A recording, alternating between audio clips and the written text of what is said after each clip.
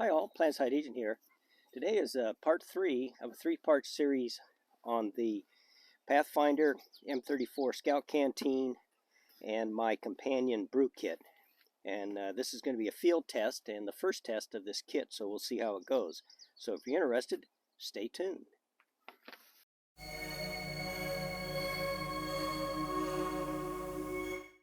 Okay, let's get started. I'm out here at Basket Slough Wildlife Refuge, and I'm set up in a duck blind. So we'll test out this brew kit. And when I came up, I noticed that the last occupants forgot their Yeti coffee mug, which is going to be disappointing to them since these Yetis are pretty expensive. But I'm going to go ahead and leave it here in case they remember or want to come back and try to find it. I know I would. But before we also get started, here's a little field tip for you that I always use and taught my children. After you make a stop when you're out hiking or whatever, before you leave the site, turn around and look to make sure you didn't leave anything behind. It's kind of a good tip. So anyway, get the camera set up and we'll start a brew. Okay, like I said, this is the third part. The first part I kind of reviewed and went over the canteen. The second one I showed what was in the kit. So on this field test, we're going to actually break it out and see what happens. So let me double check my yeah, I think I'm staying in frame. Using my iPhone, and I can't really see the what I'm doing. Of course, I don't know what I'm doing, so I guess it just kind of makes completes the circle. So anyway, we'll break out the canteen. Try to hopefully this is interesting, not too boring. So again, take out the little foam piece I put in there to help kind of keep the rattling down. Oops. Let's see. We have to keep double checking here. Yeah, I think if I okay. try to remember where the camera is. There's the canteen. There's the cup. Like I said, it's a narrow bottom, so I had to make a special stove, which I covered in the previous video. So let's get started here. Okay.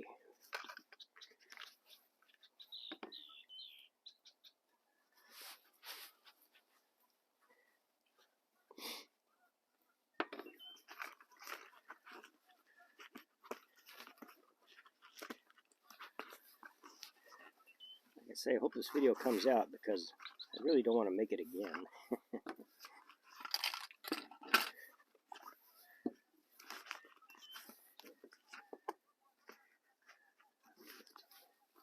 Oops.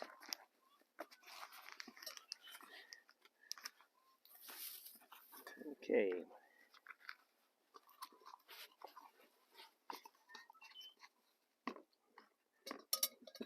There's the cup. Here is a compact drip filter, and these are really nice for this sort of application. Okay.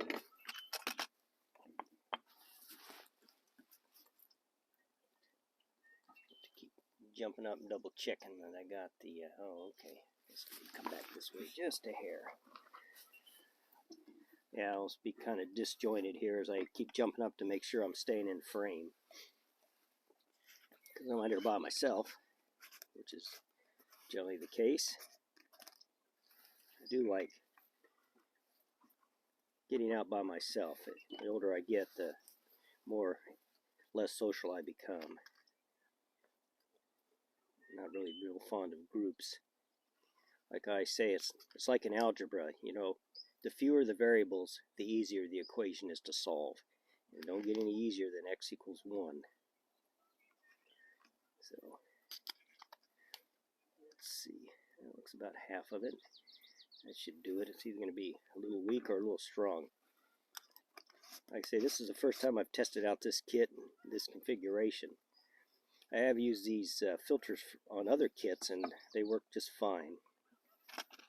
So move this aside. Here's the stove. Here's the burner.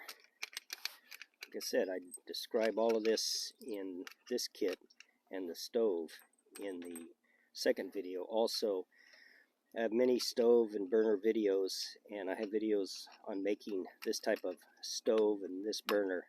So just go out to my stove and burner playlist if you're interested in seeing how that works. These are really nice. Just screw these posts in. Yep.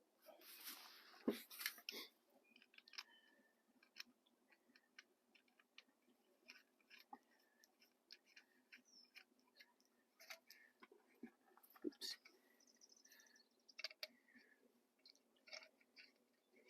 This is the second duck blind I came to film this. The first one was just on too much of a slope for me, so just walked the extra distance and came over to this one. Okay, next.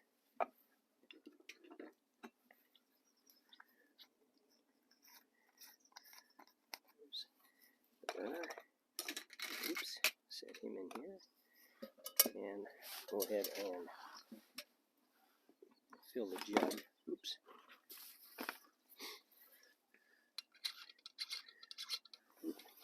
So to keep this in camera. I don't know if this is the first field test video I think I've done. Well, not entirely. I did a kayak one where I brewed coffee with my, that's about 8 ounces, with my jet boil on the kayak itself. So there we go. Oops. Okay, let's see. I'll go this way.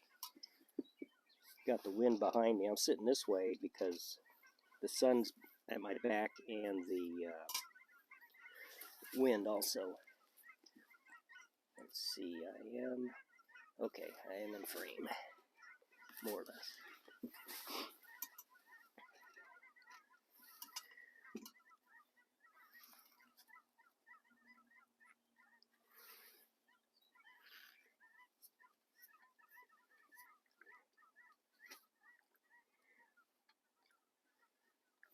Since it's only 8 ounces of water, I probably don't need a full ounce of fuel, but I'll go ahead and do it anyway since this is the first time. I imagine if you use this a lot, you can judge about how much fuel you're going to need to boil your 1 cup, because most of your demos and stuff using 2 cups. Anyway, let's light this off. There it goes.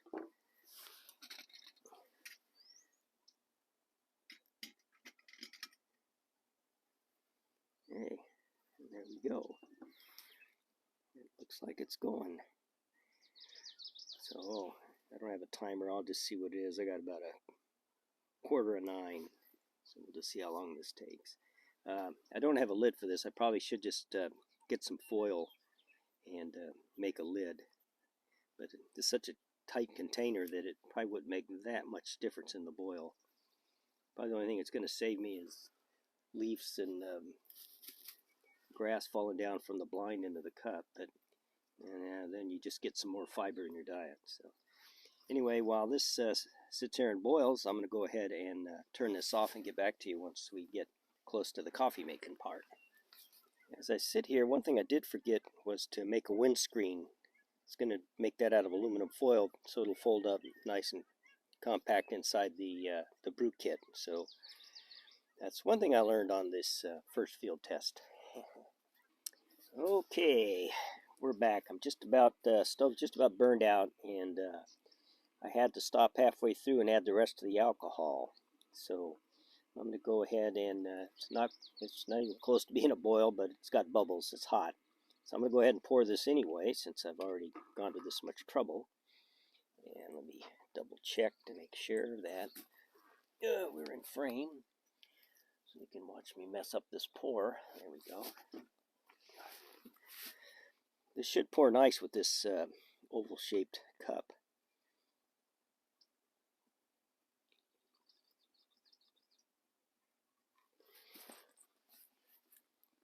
Make sure the camera's on. That's another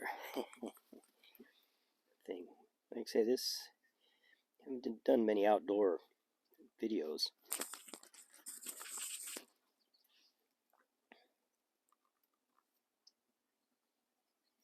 This pours really nice.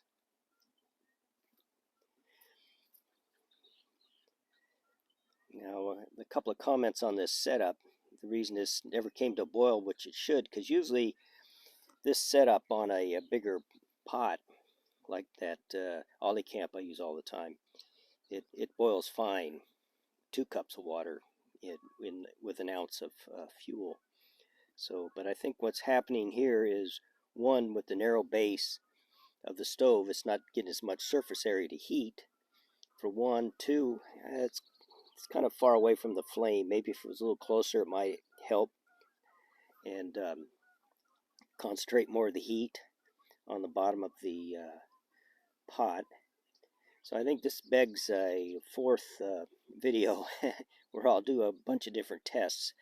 I might see if I can find a shorter post, maybe these are 2-inch, maybe 1.5 inches would be good, or I might be able to set the burner maybe on top of the lid here to get it up a little closer to the pot. So I'll probably go back to the garage and, oops, looks like we're just about there.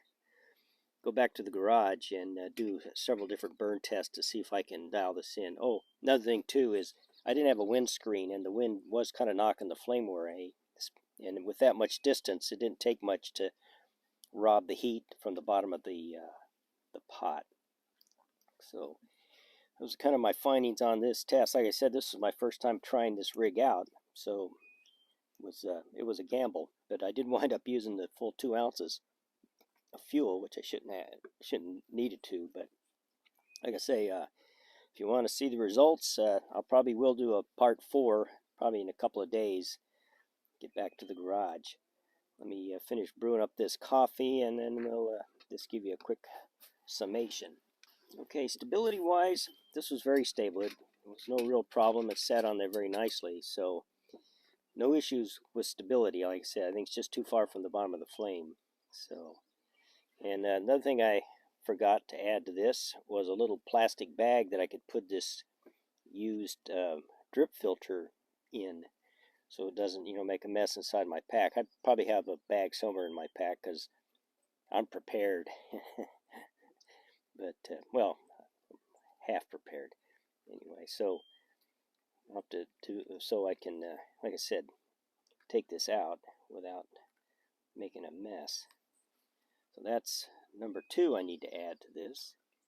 So, but overall, there we go. Give it a taste.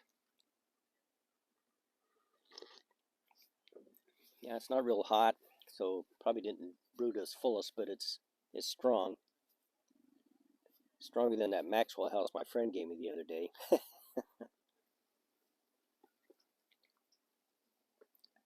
That'll work.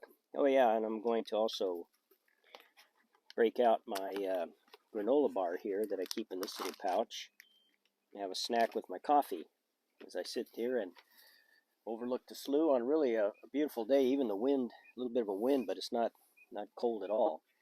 So let me take you off the camera, off the tripod, and I'll just give you a view of where I'm at. All right, one of the many ponds out here at the slough. A few ducks. Let's give you a quick panorama. Can't ask for better. Sit out here and finish the coffee and head on back to the barn. Nice thing, even though it's a Saturday, oftentimes I have the whole place to myself, which, like I mentioned earlier, I'm really getting partial to being by myself. You're the only people I bring along. There you go. There's trails all over the place. That hill in the distance, you can hike all the way up that. I'll make certain. Of course, this time of year, this field you can see across is usually pretty boggy. So anyway, there you go. Little panorama of the Basket Slough. And let's see. I guess that's all for today. I hope you guys enjoyed the video, and we'll see you next time. Bye-bye.